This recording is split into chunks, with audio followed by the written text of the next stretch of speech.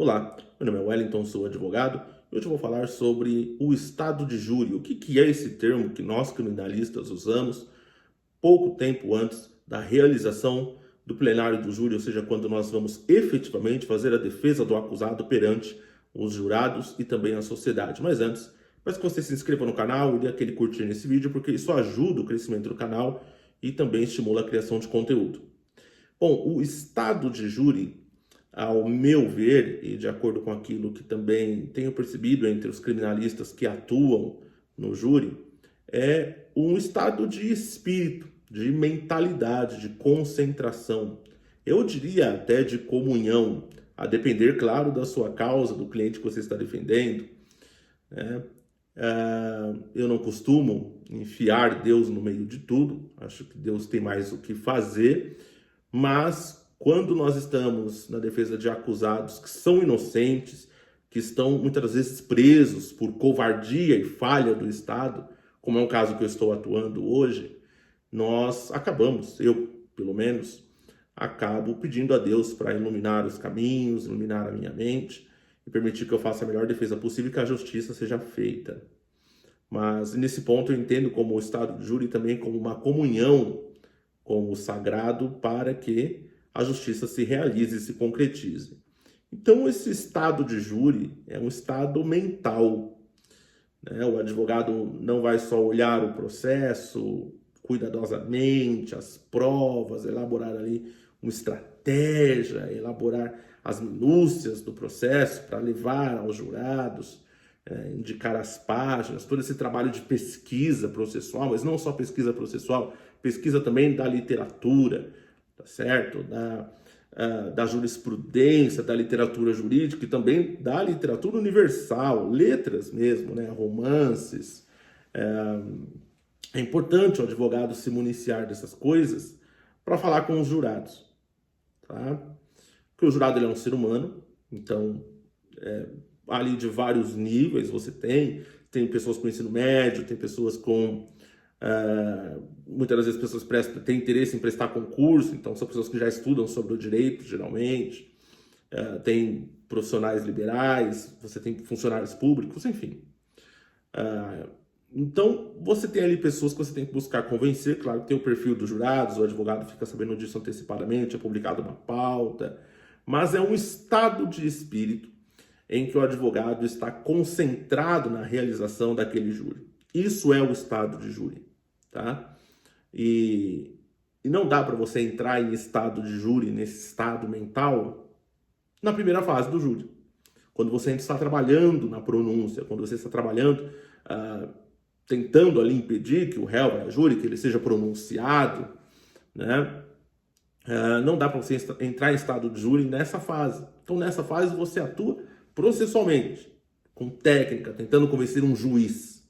E aí, o certo, né, seria o juiz obedecer à legalidade, obedecer às nuances do processo penal, né, obedecer ali às nulidades e tudo mais. Infelizmente não é isso que acontece, eles acabam meio que agindo como despachantes do Ministério Público e mandando qualquer um mesmo para o júri, tá?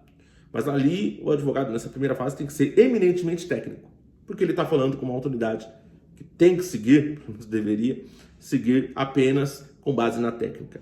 Mas quando nós vamos falar de jurados, nós temos que trabalhar o emocional, nós temos que trabalhar o perfil dos jurados, buscando convencê-lo de acordo com as paixões humanas, trabalhando sobre isso também. Então é uma ruminação, é um estado de... é um misto de advogado com alguém que está buscando persuadir pessoas que não precisam responder tecnicamente aos quesitos, por exemplo, que são os jurados. Então ali você tem que trabalhar a sua oratória, você tem que trabalhar o que você vai perguntar, você tem que trabalhar as questões do processo, tem que trabalhar a família, tem que pensar na família da vítima, isso é muito importante. E o estado de júri é esse estado mental, que você vai elucubrando as coisas na sua mente. Algumas você vai colocando no papel, outras você se reserva, você vai indagando a si mesmo se é pertinente ou não fazer tal coisa, adotar tal medida, algum requerimento que você vai fazer antes do júri. de preferência com antecedência, para dar tempo do juiz decidir. Se decidir contrariamente, tem que ter tempo de fazer um HC, por exemplo, que seja um HC profilático, que a gente chama, para garantir o direito do preso, por exemplo, em comparecer ao júri com trajes civis, que eu acho que é importante, tá certo? Uma outra coisa é não comparecer algemado, que também é importante, obediência à súmula 11, súmula vinculante 11 do Supremo Tribunal Federal, e por aí vai, né? Então, é esse estado de júri, é isso o que os tribunos, os advogados que lidam com o júri, têm como estado de júri, tá certo? É essa ruminação, esse estado de espírito, essa mentalidade que está sendo preparada para que naquele dia, naquele derradeiro dia, seja feito o melhor trabalho possível, a melhor defesa possível, buscando persuadir os jurados a respeito da verdade, a respeito daquilo que é processualmente válido, daquilo que está no processo, daquilo que é a realidade. No direito penal, nós temos a busca da verdade real, então por isso a ampla defesa, aí no caso do júri, a plenitude de defesa, ou seja, mais ampla, mais larga, mais elástica, para permitir ao advogado fazer uma defesa consistente, combativa e mais ampla possível em termos de capacidade de agir do advogado no plenário do júri. Por isso, aquelas coisas mais teatrais, aquelas coisas mais emocionais, tem advogado que declama poesia, tem advogado que toca violão, tem advogado que faz alguma coisa mais no ambiente, né? Esses dias eu vi um advogado que entrou de tocar ninja no júri para demonstrar para os jurados que foi assim que o cliente dele foi reconhecido, né? Então, esse estado de júri permite ao advogado pensar o que fazer, né? E como é um procedimento muito delicado, né? O júri, o advogado tem que ser criativo, tá certo? Por isso que eu recomendo muito. Esses dias um seguidor do Instagram veio perguntar que ele tinha passado na OAB, ia começar agora, e o que eu recomendava? Eu recomendei ele 3 livros de literatura. Não recomendei nenhum livro jurídico penal. E ele veio pedindo livros de direito penal. Eu falei, não, vai ler Crime e Castigo, sabe? Enfim, vai ler algum livro ali do Philip Roth, né? Que é bem humano, né? Por exemplo, A Marca Humana, A Humilhação, O Homem Comum. Vai ler essas coisas. Vai ler A Morte de Ivan Illich. Fui recomendando alguns livros. E disse, isso aí é bem melhor do que qualquer manual de direito penal. Tá? Porque o advogado tem que ter isso, principalmente o advogado criminalista. E no júri, isso tem que ser muito bem trabalhado. Tá?